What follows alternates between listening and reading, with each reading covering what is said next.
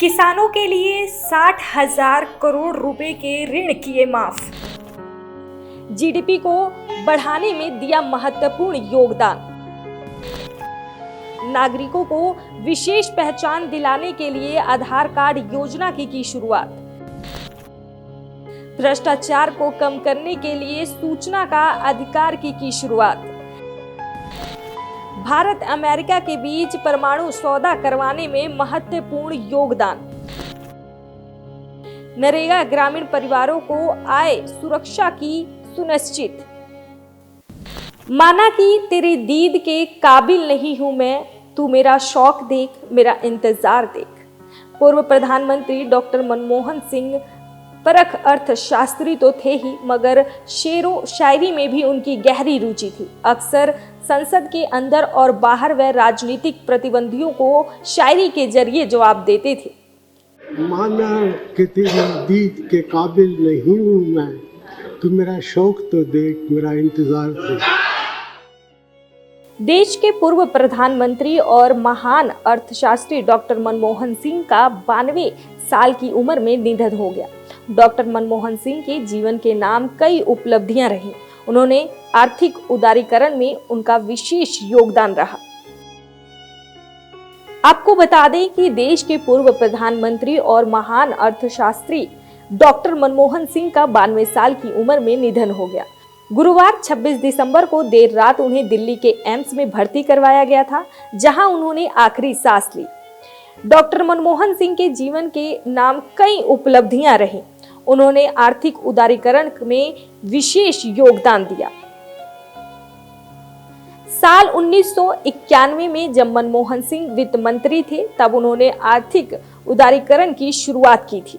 इस दौरान उन्होंने भारत में सरकारी नियंत्रण को कम करना, प्रत्यक्ष विदेशी निवेश यानी कि एफडीआई को बढ़ाना आदि लागू करने में जोर दिया था। तो वहीं साल 2005 में पारित किए गए आरटीआई कानून ने भारत के प्रत्येक नागरिकों को सरकारी दफ्तरों और संस्थानों से जानकारी मांगने का अधिकार दिया। उनके इस कदम से शासन में पारदर्शिता आई और सरकारी महकमों की जवाबदेही को बढ़ावा मिला। पूर्व प्रधानमंत्री मनमोहन सिंह के कार्यकाल के दौरान ही साल 2005 में राष्ट्रीय ग्रामीण योजना गारंटी अधिनियम को लागू किया गया। इसके तहत प्रत्येक ग्रामीण परिवार को 100 दिन के वेतन रोजगार की गारंटी दी गई। इस योजना से ग्रामीण परिवारों को लाभ पहुंचा। तो वहीं भारत के प्रत्येक नागरिक को एक विशेष पहचान दिलाने के क्रम में आधार कार्ड योजना की शुरुआत की। इस योजना को अलग अलग सेवाओं तक पहुंचाने को सुविधाजनक बनाया गया था। तो वहीं पूर्व प्रधानमंत्री डॉक्टर मनमोहन सिंह की सरकार रहते हुए डायरेक्ट बेनिफिट ट्रांसफर को लागू किया गया था। भारत और अमेरिका के असैन्य परमाणु समझौतों को मनमोहन सिंह की सबसे महत्वपूर्ण उपलब्धियों में से एक माना जाता है। इस समझौते में भारत को परमाणु आपूर्तिकर्ता समूह एनएसजी से छूट दी गई।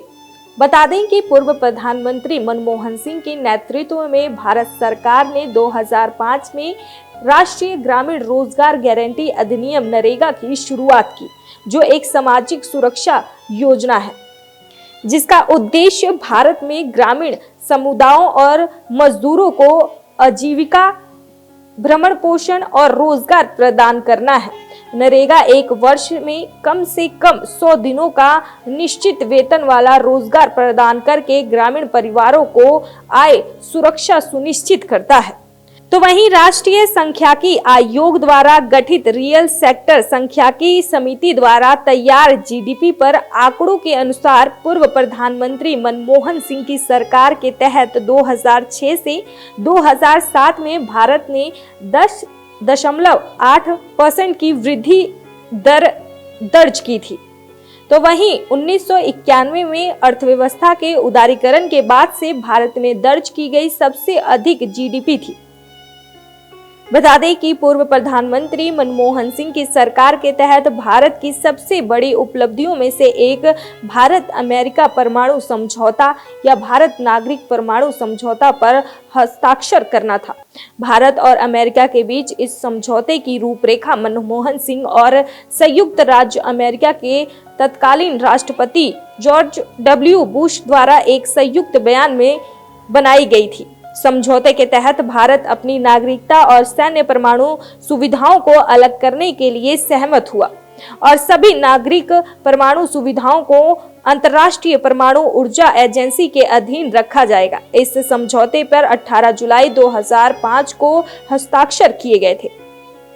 तो वहीं पूर्व प्रधानमंत्री मनमोहन सिंह ने ऐसे दौर की अध्यक्षता की जब भारतीय अर्थव्यवस्था 8 से 9% की आर्थिक वृद्धि दर के साथ बढ़ी। तो वहीं 2007 में भारत ने 9% की अपनी उच्चतम जीडीपी वृद्धि दर हासिल की और दुनिया की दूसरी सबसे तेजी से बढ़ती प्रमुख अर्थव्यवस्था बन गई।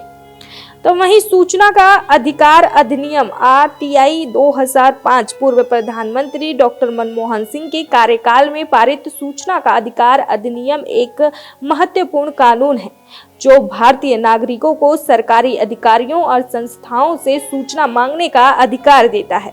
ये अधिनियम लोक प्रशासन में पारदर्शिता, जवाबदेही को बढ़ावा देने और भ्रष्टाचार को कम करने में सहायक रहा।